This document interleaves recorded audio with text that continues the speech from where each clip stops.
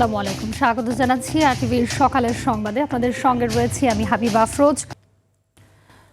তীব্র শীত ও হিম বাতাসে বিপর্যস্ত হয়ে পড়েছে দেশের বিভিন্ন জেলার জনজীবন। হাসপাতালগুলোতে বাড়ছে শীতজনিত রোগে আক্রান্তের সংখ্যা। দিনাজপুরে ভোর 6টায় সর্বনিম্ন তাপমাত্রা রেকর্ড করা হয় 9 ডিগ্রি সেলসিয়াস। দিনের বেলায় সড়কে হেডলাইট জ্বালিয়ে চলছে যানবাহন। কনকনে শীতে বিপর্যস্ত কুড়িগ্রামের শ্রমজীবী মানুষের জীবন। অতিরিক্ত কুয়াশায় বোরোর বীজতলা ক্ষতির আশঙ্কায় পড়েছেন কৃষকরা। 8.5 ডিগ্রি সেলসিয়াস তাপমাত্রায় কাঁপছে পদ্মাপাড়ের জনপদ পাবনার ঈশ্বরদী। রাস্তার পাশে খড়কুটো জ্বালিয়ে শীত নিবারণের চেষ্টা করছেন অনেকেই। দুদিন ধরে সূর্যের দেখা নেই চুয়াডাঙ্গায়। সকাল 6টায় জেলার সর্বনিম্ন তাপমাত্রা রেকর্ড করা হয় 7.5 ডিগ্রি সেলসিয়াস। এছাড়াও হাড় কাঁপানো শীতে জুবুথুপু, সৈয়দপুর, পঞ্চগড়, টাঙ্গাইল, খুলনা সহ বিভিন্ন জেলার জনজীবন।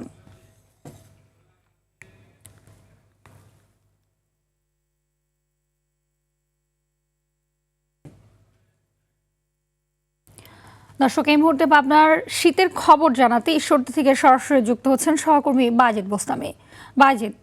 বাজিদ জানাবেন যে জেলার তাপমাত্রা তো অনেক কম, তো আরও কমার আশঙ্কা রয়েছে কিনা এবং ছিন্নমূল মানুষগুলোর কি অবস্থা দেখছেন, আর শীত নিবারণের জন্য জেলাতে কোনো ব্যবস্থা নেওয়া হয়েছে কিনা জানাবেন।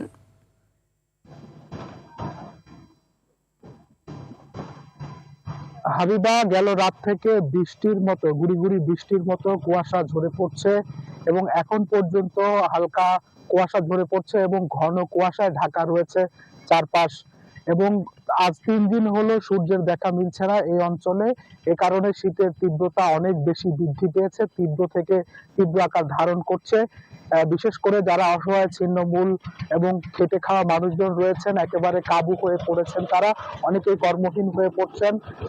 আমরা দেখতে পেয়েছি যে একটু উষ্ণতা নেওয়ার জন্য খড়কুটো জ্বালিয়ে রাস্তার পাশে আগুন জ্বালিয়ে তারা একটু উষ্ণতা নেওয়ার চেষ্টা করছেন।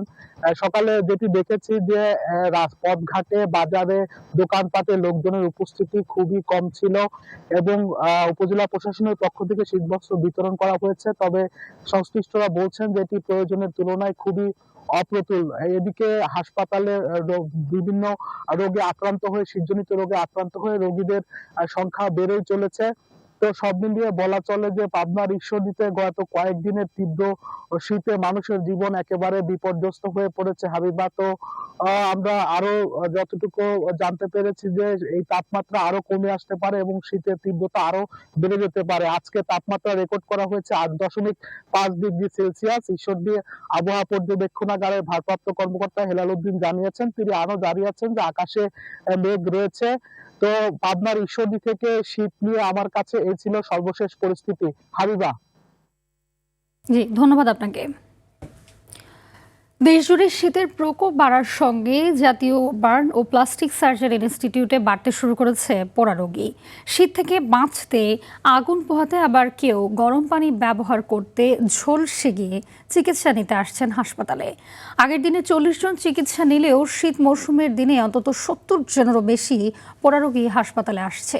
চিকিৎসকরা বলছেন, শীতে এমন পোড়া থেকে বাঁচতে সচেতনতাই একমাত্র সমাধান। সাকিবুর রহমানের রিপোর্টে বিস্তারিত।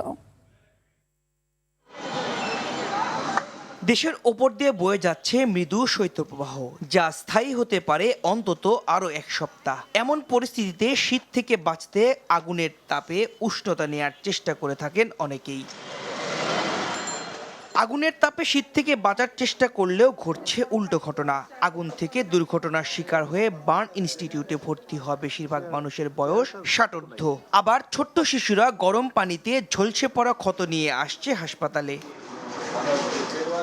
রোগীর আত্মীয়রা বলছে, শীত থেকে বাঁচতে গিয়ে বড় দুর্ঘটনা বাসা বেঁধেছে তাদের।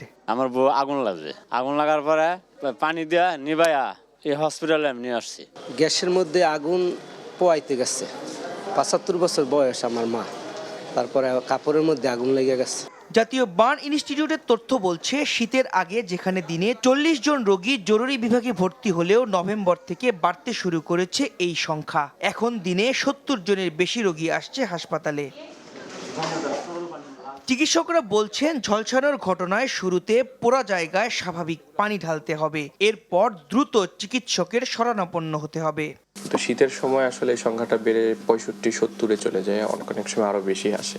বার্ন হলে যেটা উচিত যে 15 থেকে 20 মিনিট একদম রানিং যে ওয়াটার, পরিষ্কার পানি দিয়ে সেটাকে ওয়াশ আউট করা, যাতে করে কুলিংটা হয়। এবং বার্নের আমাদের কিন্তু যত সময় যেতে থাকে ডেপথ, যেটা গভীরতা, সেটা বাড়তে থাকে। তো ওয়াশ আউট হয়ে গেলে আসলে ওই গভীরতাটা কমে যায়। যত দ্রুত সম্ভব যে সমস্ত জায়গায় বার্নের রোগীদের সেবা দেওয়া হয় সে সমস্ত হাসপাতালে অতি দ্রুত ওই রোগীদেরকে নিয়ে যাওয়া উচিত। শীতের সময় এমন পোড়া দুর্ঘটনা থেকে বাঁচতে সচেতনতার কোনো বিকল্প নেই বলে জানান চিকিৎসকরা। সাকিবুর রহমান, RTV, ঢাকা। এদিকে শীতের সঙ্গে পাল্লা দিয়ে বাড়ছে ঠান্ডাজনিত রোগের সংখ্যা। এতে সবচেয়ে বেশি আক্রান্ত হচ্ছে শিশু ও বয়স্করা। ব্রাহ্মণবাড়িয়ার আখাউড়ায় উপজেলা স্বাস্থ্য কমপ্লেক্স হাসপাতালে বাড়ছে রোগের চাপ। চিকিৎসকরা বলছেন, আবহাওয়া পরিবর্তনের কারণে শিশুদের মধ্যে শীতজনিত রোগের প্রাদুর্ভাব বেড়েছে। ব্রাহ্মণবাড়িয়ার আখাউড়া থেকে মোহাম্মদ সাদ্দাম হোসেনের পাঠানো তথ্যচিত্রে আরও জানাচ্ছেন লিওন আজাদ। হিমেল বাতাস ও ঘন কুয়াশার প্রভাবে বিপর্যস্ত হয়ে পড়েছে ব্রাহ্মণবাড়িয়ার আখাউড়া উপজেলার জনজীবন। উপজেলা স্বাস্থ্য কমপ্লেক্সে শীতজনিত কারণে শিশু রোগীর সংখ্যা উদ্বেগজনকভাবে বাড়ছে। গেল এক মাসে কাশি, নিউমোনিয়া, শ্বাসকষ্ট, জ্বর ও ভাইরাসজনিত রোগে আক্রান্ত হয়ে শিশু ওয়ার্ড সহ হাসপাতালের বিভিন্ন ওয়ার্ডে ভর্তি হয়ে চিকিৎসা নিয়েছে প্রায় 1000 রোগী। গতকালকে থেকে আমার ডায়রিয়ার সমস্যা শুরু হয়েছে। পাতলা পায়খানা আর বমি, ইমার্জেন্সি ডাক্তার দেখাইছি, ভর্তি লেগছে। নিউমোনিয়া, ঠান্ডা, জ্বর 10-12 দিন ধরে একবার ভালো হয়েছে, ভালো হওয়ার পরে আবার 3-4 দিন পর থেকে আবার এরকম হয়ে গেছে। শীতের শুরু থেকেই রোটা ভাইরাসের আক্রমণ বাড়ায় হাসপাতালে রোগীর চাপ বেড়েছে বলে জানান কর্তব্যরত এ চিকিৎসক। শীতের শুরু থেকে আমরা একটা রোটা ভাইরাল পাতলা পায়খানার একটা প্রকোপ বৃদ্ধি পাইছে, যা গত এক মাসে আমাদের ভর্তিকৃত রোগী 900-র উপরে চলে গেছিল ও প্রায় প্রতিদিনই বেড পার হয়ে যেত। এবছর শীত ও আবহাওয়া পরিবর্তনের কারণে শিশুদের মধ্যে ঠান্ডাজনিত রোগের প্রকোপ দেখা দিয়েছে বলে জানান এ চিকিৎসক। শৈত্যপ্রবাহের কারণে আমার এখানে বিশেষ করে শিশু এবং বৃদ্ধ রোগীর সংখ্যা বেড়ে গিয়েছে এবং সেগুলো হচ্ছে শীতকালীন যে রোগগুলো আমাদের বেড়ে যায়, শ্বাসকষ্টজনিত রোগ, নিউমোনিয়া আছে, হাঁপানি আছে এবং অ্যাজমার রোগী, বয়স্ক রোগীও আছে। শিশুদেরকে আমরা ভর্তি দিচ্ছি। চিকিৎসকদের মতে শীতকালে শিশু ও বয়স্কদের একটু বেশি যত্ন নেওয়া প্রয়োজন। শ্বাসকষ্টজনিত রোগ এড়াতে ঠান্ডা থেকে সুরক্ষার পাশাপাশি ধুলোবালি এড়িয়ে চলার পরামর্শ চিকিৎসকদের। লিওন আজাদ, RTV। তীব্র শীত ও ঘন কুয়াশার কারণে পাবনার ঈশ্বরদীতে নষ্ট হচ্ছে বোরো ধানের বীজতলা। কীটনাশক ছিটিয়েও মিলছে না কোনো সমাধান। এতে বোরো আবাদ নিয়ে দুশ্চিন্তায় পড়েছেন এই অঞ্চলের কৃষকরা। তবে আতঙ্কিত না হয়ে কৃষকদের সঠিক সময়ে ওষুধ ও সেচ দেওয়ার পরামর্শ কৃষি বিভাগের। পাবনার ঈশ্বরদী থেকে বায়েজিদ বোস্তামির পাঠানো তথ্যচিত্রে বিস্তারিত জানাচ্ছেন আবরার মাহি। পাবনার ঈশ্বরদী উপজেলার মুলাডুলির ঢুলটি এলাকার একটি মাঠের বীজতলার চিত্র এটি। বড় আবাদের লক্ষ্যে উপজেলার বিভিন্ন এলাকায় বীজতলা তৈরি করেছেন কৃষকরা। তবে এই জমির মতো উপজেলার বিভিন্ন স্থানে আক্রমণ দেখা দিয়েছে পোকা ও ছত্রাকের। তীব্র শীত ও ঘন কুয়াশায় নষ্ট হয়ে যাচ্ছে বীজতলা, আক্রান্ত হয়েছে কোল্ড ইনজুরিতে।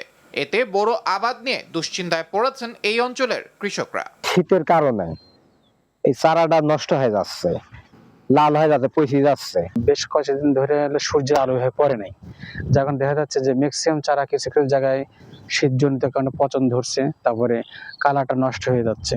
চারা মাথা পুরি লাল হলুদ হয়, শিকড়টিকে দিয়ে একবারে পচে যাচ্ছে। এই শীতে তো কোনো কিছুই হচ্ছে না। চারা কিনে লাগাচ্ছে তো খরচ বেশি হয়ে যাচ্ছে, গারস্থ মরে যাচ্ছে। মাঠ পর্যায়ে তদারকি করে কৃষকদের প্রয়োজনীয় পরামর্শ দিচ্ছেন বলে জানান এই কৃষি কর্মকর্তা। সন্ধ্যায় বীজতলা পানি দিয়ে ভরে রাখার জন্য এবং সকালে সেই পানিটা বের করে দিবে এবং অ্যামিস্টার টপ স্কোর ছত্রাকজনিত ওষুধ দিয়ে বীজতলা সুন্দরভাবে যাতে স্প্রে করে দিলে এই কন্ডিশনটা মোটামুটি নিরাময় হবে এবং চারা সুন্দর হবে। এবছর ঈশ্বরদীতে 2770 হেক্টর জমিতে বড় আবাদের লক্ষ্যমাত্রা নির্ধারণ করা হয়েছে, আর এই লক্ষ্যে বীজতলা তৈরি করা হয়েছে 130 হেক্টর জমিতে। আবরার মাহি, RTV। জগন্নাথ বিশ্ববিদ্যালয়ের কেন্দ্রীয় শিক্ষার্থী সংসদ ও হল সংসদ নির্বাচনের ভোট গ্রহণ চলছে। সকাল 8:30 থেকে শুরু হওয়া ভোট চলবে বিকেল 3টা পর্যন্ত। বিশ্ববিদ্যালয়ের 39টি কেন্দ্রে মোট 178টি বুথে ভোট গ্রহণ চলছে বলে জানিয়েছে বিশ্ববিদ্যালয় প্রশাসন। বিশ্ববিদ্যালয় প্রতিষ্ঠার 21 বছরে এই প্রথম যোগসু নির্বাচন হচ্ছে। এর আগে জগন্নাথ কলেজ থাকাকালীন 1987 সালে অনুষ্ঠিত হয়েছিল কলেজ ছাত্র সংসদ নির্বাচন। প্রথম যোগসু নির্বাচন নিয়ে জগন্নাথ বিশ্ববিদ্যালয়ের শিক্ষার্থীদের মধ্যে উচ্ছ্বাস দেখা গেছে। সংকট কাটিয়ে নতুন দিনের সম্ভাবনায় আশাবাদী তারা। এর আগে গত 30 ডিসেম্বর নির্বাচন অনুষ্ঠিত হওয়ার কথা থাকলেও ওই দিন সকালে সাবেক প্রধানমন্ত্রী ও বিএনপি চেয়ারপারসন বেগম খালেদা জিয়ার মৃত্যুতে নির্বাচন স্থগিত করা হয়।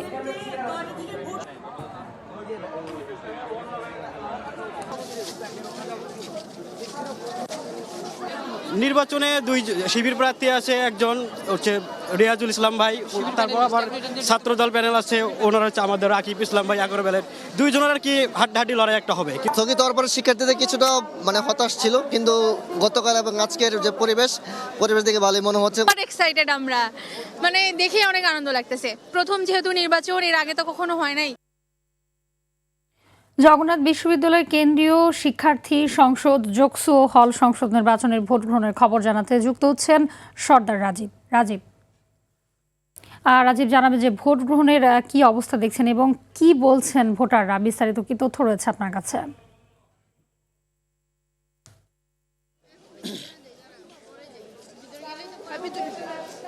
জি, সকাল 8:30 থেকে শুরু হওয়া জগন্নাথ বিশ্ববিদ্যালয় বা যকসু নির্বাচনে কিন্তু উৎসব মুখর পরিবেশে ভোট গ্রহণ চলছে এবং সর্বশেষ মাত্র 5 মিনিট আগ পর্যন্ত কোনো রকম অনাকাঙ্ক্ষিত ঘটনা ছাড়াই কিন্তু নির্বাচন কার্যক্রম চলছিল এবং ভোট গ্রহণ চলছিল।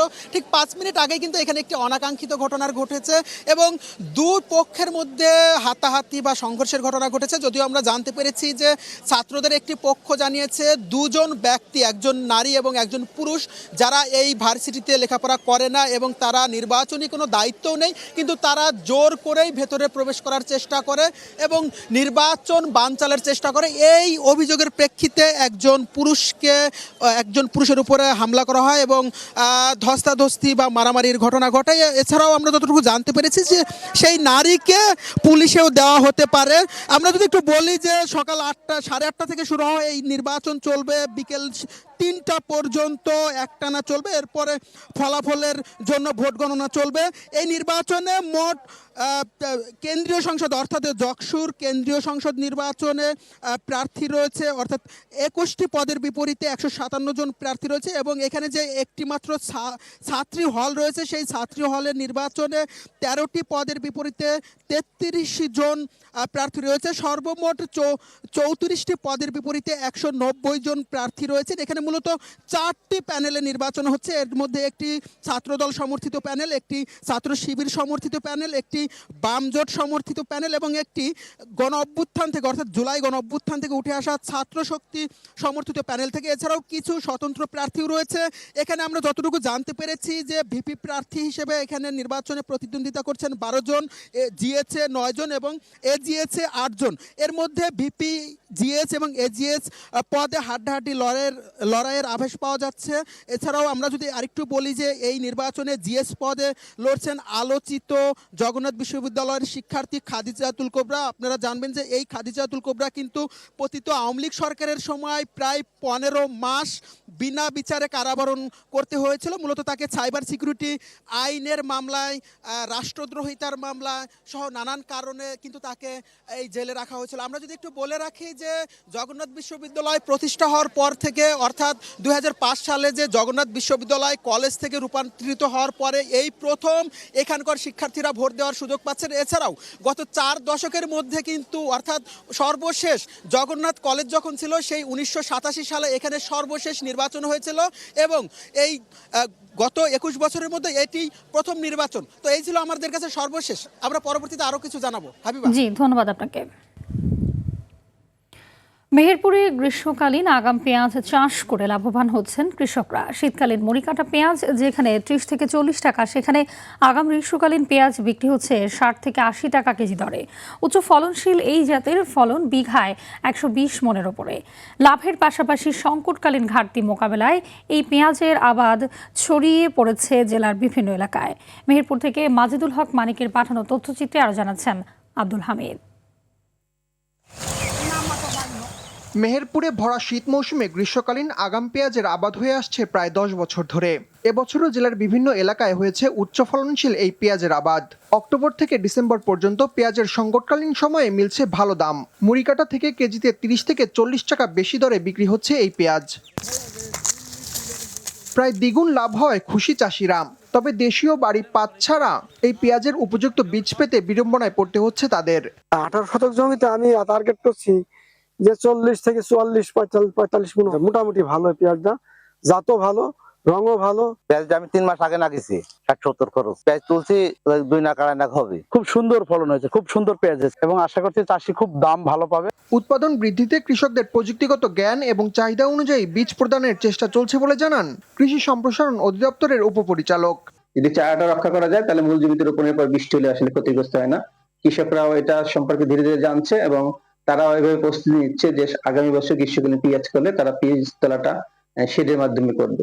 এবং যেহেতু গ্রীষ্মকালীন পেঁয়াজের দাম ভালো আছে, কৃষকরা দিন দিন উদ্বুদ্ধ হচ্ছে। আমরা তাদের পাশে থেকে প্রয়োজনীয় পরামর্শ দেবো যাতে এই আবাদ আরো বৃদ্ধি পায়। কৃষি বিভাগের তথ্য মতে মেহেরপুরে এবার ১৩৮৫ হেক্টর জমিতে গ্রীষ্মকালীন পেঁয়াজের আবাদ হয়েছে। উৎপাদন বৃদ্ধি করা গেলে এ সময় পেঁয়াজের দাম কমার পাশাপাশি কমবে আমদানি নির্ভরতা। আব্দুল হামিদ, RTV। প্রতিনিয়ত দেশের বিভিন্ন প্রান্ত থেকে মানসিক রোগী আসছে বরগুনার পাথরঘাটায়। ছিন্নমূল এসব মানুষদের নির্যাতনের সংখ্যাও কম নয়। এ পর্যন্ত যৌন নির্যাতনের শিকার হয়ে সন্তান প্রসব করেছে ৮ জন নারী। এমন রোগীদের খাবার, চিকিৎসা সহ দেখাশোনা করার কাজ করছে স্থানীয় সংগঠন প্রত্যয়। বরগুনার পাথরঘাটা থেকে তাহিদুল ইসলাম শুভর পাঠানো তথ্যচিত্রে বিস্তারিত জানাচ্ছেন আব্দুল হামিদ।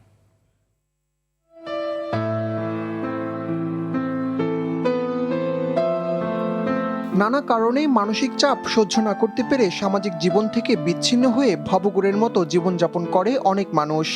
মানসিক ভারসাম্য হারিয়ে এসব মানুষ ঘুরে বেড়ান দেশের এক প্রান্ত থেকে অন্য প্রান্তে। সম্প্রতি এমন রোগীর সংখ্যা বেড়েছে বরগুনার পাথরঘাটায়। 2 মাস আগে উপজেলার জাফরের দোকান বাজারে আশ্রয় নেন জোহরা বেগম। হাড় কাঁপানো শীতে নিজের কষ্টের কথা তুলে ধরেন RTVর ক্যামেরায়। শীত রাত্রির পরে অসম্ভব শীত, রাত পোয়ায় না বেডাকালে। এই সোয়েটার দেখাই দিছে, এতে গরম হয় না শরীর। এই কোকো গলায় বাঁধলে এতে গা গরম হয় না। স্থানীয়রা বলছেন সর্বদক্ষিণের উপজেলা হওয়ায় এখানে এসে আর অন্য কোথাও যেতে পারেন না গৃহহীন এসব মানুষ। দেশের অন্য অঞ্চলের চেয়ে পাথরঘাটায় সবচেয়ে মানসিক ভারসাম্যহীন লোকজন বেশি দেখা যায়। দিকে আইসা পাগলগুলো আটকে যায়, এই জন্য কোনো দিকে যাইতে পারেন। অনেক গাড়ি করে চলাফেরা করে, রাস্তার পাশেই তারা থাকে, তখন দেখা যায় গাড়ির নিচে পড়ে মারা যায়। এখানে চিকিৎসার স্বার্থেও যদি কোনো অসহায় মানুষ আসে, তাদের সাহায্য দরকার হয় চিকিৎসার জন্য, আমি সেটাও করি। দীর্ঘদিন ধরে উপজেলার ছিন্নমূল মানুষদের খাবার, চিকিৎসা সহ নানা বিষয় দেখভাল করছে প্রত্যয় নামের একটি সংগঠন। 2019 সালে যখন কোভিড শুরু হয় তখন থেকে আমরা মানসিক ভারসাম্যহীনদের খাবারের যোগান দিতেছিলাম। অসহায় এসব মানুষদের নির্যাতনের ঘটনাও বাড়ছে আশঙ্কাজনক হারে। তাদের প্রতি আরো মানবিক হবার আহ্বান সচেতন মহলের। বেশ কিছু মানসিক ভারসাম্যহীন নারী তারা গর্ভবতী হয়েছে। পাগলের সাথে যারা এই অনৈতিক কার্যক্রম করে, এটাও কিন্তু অপরাধ। সর্বোপরি এখানে প্রশাসন এবং সরকারের সকল রকমের সহযোগিতা এবং দৃষ্টি দেওয়া উচিত। রোগীদের সর্বাত্মক সহযোগিতার চেষ্টা করা হচ্ছে বলে জানান উপজেলা নির্বাহী কর্মকর্তা। মারা গেলেও আমরা অনেক সময় পরিচয় শনাক্ত করতে পারি না। আমরা সেই লোকগুলোকে চিকিৎসা সেবার আওতায় আনা এবং তাদেরকে ভরণ পোষণ স্বাভাবিকভাবে তারা যেন সুস্থভাবে বসবাস করতে পারে, সেজন্য আমাদের যে উপজেলা প্রশাসনের সহায়তা অব্যাহত আছে এবং আমাদের এখানে হিউম্যানিটেরিয়ান বিভিন্ন রকমের সংগঠন কাজ করে। অন্যদের মতো মানসিক ভারসাম্যহীন রোগীদেরও রয়েছে খাদ্য, বাসস্থান, চিকিৎসা পাবার অধিকার। রাষ্ট্রকে তাদের প্রতি আরো দায়িত্বশীল হবার আহ্বান সংশ্লিষ্টদের। আব্দুল হামিদ, RTV। নরসিংদীর পলাশে মণি চক্রবর্তী নামে এক মুদি ব্যবসায়ীকে ছুরিকাঘাতে হত্যা করেছে দুর্বৃত্তরা। গেল রাতে উপজেলার সুলতানপুর গ্রামে এই হত্যাকাণ্ডের ঘটনা ঘটে। নিহত মণি চক্রবর্তী শিবপুর উপজেলার উত্তর সাধারচর গ্রামের ছেলে। পুলিশ জানায়, গেল রাত 9টার দিকে মণি চরসিন্দুর বাজারে দোকান বন্ধ করে বাড়ি ফেরার পথে দুর্বৃত্তরা তার কাঁধে ছুরিকাঘাত করে পালিয়ে যায়। পরে রক্তাক্ত অবস্থায় পড়ে থাকতে দেখে স্থানীয়রা তাকে উদ্ধার করে উপজেলার স্বাস্থ্য কমপ্লেক্সে নিয়ে গেলে কর্তব্যরত ডাক্তার মণি চক্রবর্তীকে মৃত ঘোষণা করেন। হত্যার রহস্য উদ্ঘাটন সহ জড়িতদের গ্রেপ্তারে কাজ করছে পুলিশ।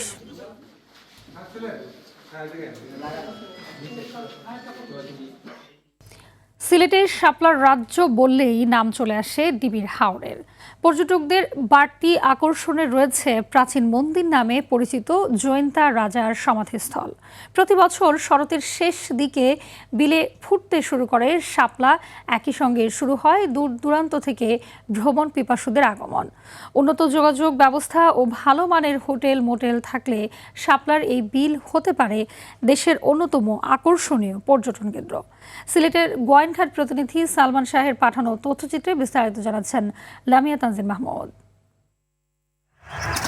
সিলেটের জৈন্তাপুর উপজেলার বাংলাদেশ ভারতের সীমান্তবর্তী মেঘালয় পাহাড়, সবুজ পাহাড় বনের কোল ঘেঁষে অবস্থান করছে লতা পাতায় ভরা লাল শাপলার সাম্রাজ্য আর জৈন্তিয়া রাজা বিজয় সিংহের সমাধিস্থল। ভোরের আলো ফুটতে প্রকৃতির অপার সৌন্দর্যের সাক্ষী হতে ছুটে আসছেন দেশি বিদেশি ভ্রমণ পিপাসুরা। প্রথমবার আসছি, ভিডিওতে দেখছি, অনেক ভালো লাগছে। এখন সরাসরি দেখে অনেক বেশি ভালো লাগতেছে। সব অনুভূতি বা প্রকৃতির অনুভূতিগুলো আসলে আমরা মুখের ভাষায় প্রকাশ করতে পারি না, এইরকম লাগতেছে। I love to see the nature. It's beautiful. It's beautiful. You come here, you actually see. After our own eyes will decorate. It's that so nice. যদি আরো একটু ভালো রাস্তাঘাট হয় তাহলে আসতে সবারই সুবিধা হবে। পর্যটকদের আগমনে কর্মসংস্থান হয়েছে স্থানীয়দেরও। তবে অনুন্নত যোগাযোগ ব্যবস্থা আর ভালো মানের হোটেল মোটেল না থাকায় বিড়ম্বনায় পড়েন দূর দূরান্ত থেকে আসা পর্যটকেরা। ইনকামও ভালো হইতেছে, মাঝির নৌকার ইনকামও হইতেছে, দোকানদারও ইনকাম হইতেছে, আমাদেরও ইনকাম হইতেছে। 12টা মাস আমরা চলার মতো একটা ব্যবস্থা সরকার জানি করে, তো আমরা মোটামুটি একটু চলি ফিরে খাইতে পারলাম। এদিকে পর্যটকদের সার্বিক নিরাপত্তায় কাজ করছে প্রশাসন, জানালেন উপজেলা প্রশাসন ও মডেল থানার ওসি। বিভিন্ন গোয়েন্দা টিম কাজ করছে পর্যটনটা যাতে হয়রানির শিকার না হয়, এই পর্যটন শিল্প যাতে এখানে প্রসার লাভ করে। রাস্তা সংস্কার সহ বিভিন্ন কর্মসূচি নেওয়া হচ্ছে বলে জানালেন উপজেলা নির্বাহী কর্মকর্তা। সৌন্দর্যটা আপনারা উপভোগ করবেন, সেটা উপভোগ করার জন্য আমাদের তরফ থেকে এখানে একটা কমিটি করে দিয়েছি, কমিটি এটা দেখভাল করছে। কৃত্রিমতার ছোঁয়ায় হারানোর আগে প্রাকৃতিক এই সৌন্দর্য রক্ষায় এগিয়ে আসবে সংশ্লিষ্ট কর্তৃপক্ষ, এ প্রত্যাশা সিলেটের ডিবির হাওরবাসীর। লামিয়া তানজিন মাহমুদ, আরটিভি। জানাবো আইডিএলসি পরিবর্তনের পথে বাংলাদেশ। অর্থায়ন ও বন্ডের ওয়্যারহাউস সুবিধা নিশ্চিত করা গেলে হস্তশিল্প হয়ে উঠতে পারে দেশের $100 কোটি রপ্তানি খাত। ইতিমধ্যেই এই শিল্প থেকে বিশ্বের বিভিন্ন দেশে পাট জাতীয় কার্পেট পণ্য, ধাতব পণ্য, পাথর ও বাঁশ বেতের পণ্য রপ্তানি করা হচ্ছে।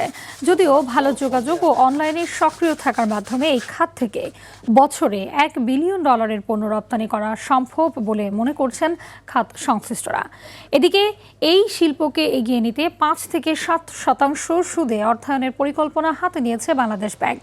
এর সঙ্গে শিল্প প্রতিষ্ঠান, গবেষক ও সরকারি প্রতিনিধিদের মধ্যে সমন্বয় বাড়ানোর প্রতি জোর দিয়েছে এসএমই ফাউন্ডেশন।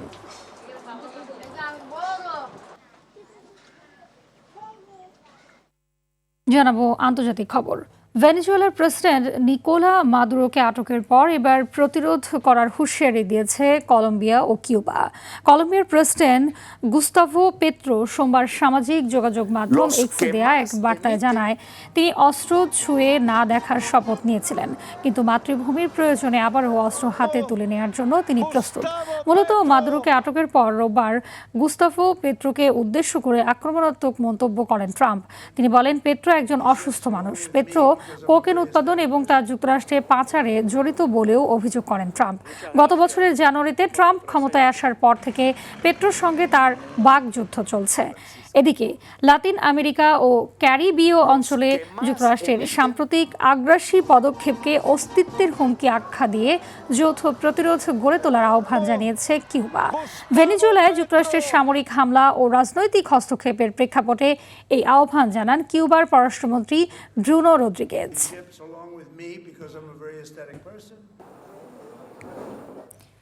ইরানের ভঙ্গুর অর্থনীতিকে কেন্দ্র করে শুরু হওয়া বিক্ষোভ দ্বিতীয় সপ্তাহে গড়িয়েছে। এর মধ্যে দেশটিতে বিক্ষোভে নিহতের সংখ্যা বেড়ে দাঁড়িয়েছে কমপক্ষে 19 জনে। চলমান বিক্ষোভ ইরানের 31টি প্রদেশের মধ্যে অন্তত 26টিতে ছড়িয়ে পড়েছে। সোমবার এক প্রতিবেদনে এমনই তথ্য জানিয়েছে সংবাদ মাধ্যম বিবিসি। এই আন্দোলনে আহত হয়েছে আরও অন্তত 50 জন এবং কমপক্ষে 990 জন গ্রেপ্তার হয়েছে বলেও প্রতিবেদনে উল্লেখ করা হয়েছে। এর আগে গত 28 ডিসেম্বর ইরানের রাজধানী তেহরানে দোকানদারদের ধর্মঘটের মধ্য দিয়ে বিক্ষোভের সূত্রপাত হলে দেশটির আইন শৃঙ্খলা রক্ষাকারী বাহিনীর সাথে সংঘর্ষের এমন প্রাণহানি ঘটে।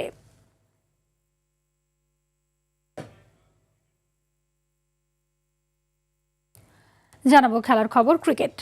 বাংলাদেশ প্রিমিয়ার লিগ বিপিএলে আজ একদিনের বিরতি। আসলে এখন পর্যন্ত সর্বোচ্চ 6টি ম্যাচ খেলেছে সিলেট টাইটান্স, 5টি করে ম্যাচ খেলেছে রংপুর রাইডার্স ও চট্টগ্রাম রয়্যালস। এছাড়াও 4টি করে ম্যাচ খেলেছে রাজশাহী ওয়ারিয়র্স, ঢাকা ক্যাপিটালস ও নোয়াখালী এক্সপ্রেস। 5 ম্যাচ খেলে 4 জয় ও 1 হারে 8 পয়েন্ট নিয়ে সবার উপরে আছে রংপুর। সমান সংখ্যক ম্যাচ খেলে 3 জয় ও 2 হারে 6 পয়েন্ট নিয়ে টেবিলের 2-এ রয়েছে চট্টগ্রাম। অন্যদিকে 4 ম্যাচে খেলে এখন পর্যন্ত জয়ের দেখা না পাওয়ায় নবাগত নোয়াখালী এক্সপ্রেস রয়েছে টেবিলের তলানিতে। দর্শক, জমে উঠেছে ত্রয়োদশ জাতীয় সংসদ নির্বাচন। আলোচনার ঝড় উঠেছে চায়ের কাপে। সেই তর্ক বিতর্ক, আলোচনার সমালোচনা তুলে আনতেই আমাদের এবারের আয়োজন হ্যাপি কাউ চায়ের আড্ডায় নির্বাচন।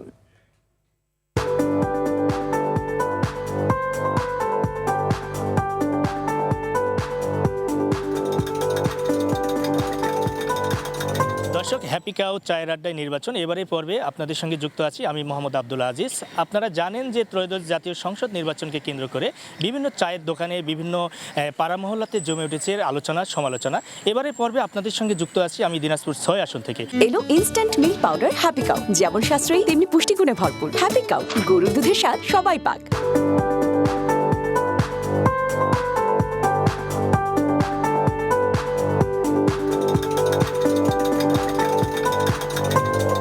রাষ্ট্রকে সঠিকভাবে পরিচালনা করতে হলে এবং নাগরিকদেরকে বা শিক্ষার্থীদেরকে সঠিক মেসেজটা দেওয়ার জন্য তাদের সত্যিকারভাবে আন্তরিকভাবে নিরপেক্ষ হওয়া দরকার বলে আমি মনে করি। তরুণ ও নতুন ভোটার হিসাবে আমরা বর্তমানে অত্যন্ত আগ্রহ এবং গুরুত্ব নিয়ে ভোট প্রদানের জন্য অপেক্ষা করতেছি। আসন্ন সংসদ নির্বাচন ভবিষ্যৎ প্রজন্মের কাছে খুব গুরুত্বপূর্ণ, কারণ বিগত 17 বছরের যে দুঃশাসন ছিল সেই দুঃশাসনে আমরা সঠিকভাবে আমাদের ভোট প্রদান করতে পারিনি। কৃষকের যে প্রয়োজনীয় যে জিনিসপত্র এগুলোর দাম বেশি, কিন্তু অথচ আমরা কৃষক ন্যায্য মূল্য পাই না। আমরা যদি মনোপত একজন প্রার্থীকে ভোট দিতে পারি তাহলে অবশ্যই আমাদের ব্যবসায়ী মহলে অনেকটা আমরা তার কাছে ভালো মন্দ কথা বলতে পারবো। এখানে ধরেন যে একটা বড় ধরনের স্থলবন্দর আছে, সেই স্থলবন্দর দিয়ে সরকার কিন্তু আপনার বছরে 300 থেকে 400 কোটি টাকা রাজস্ব আয় করে, কিন্তু এখানে যে হিলির উন্নয়নের জন্য যে কিঞ্চিত একটি বরাদ্দ দেবে সেই বরাদ্দ কিন্তু সরকার থেকে দেওয়া হয় না। দর্শক, হ্যাপি কাউ চায়ের আড্ডায় নির্বাচন আজ এই পর্যন্তই। ভালো থাকুন, সুস্থ থাকুন, নির্বাচনের সকল তথ্য পেতে RTVর সঙ্গেই থাকুন। সকালের সংবাদ এই পর্যন্তই। মধ্যাহ্নের সংবাদ দুপুর 12টায় দেখার আমন্ত্রণ রইল। ধন্যবাদ সবাইকে।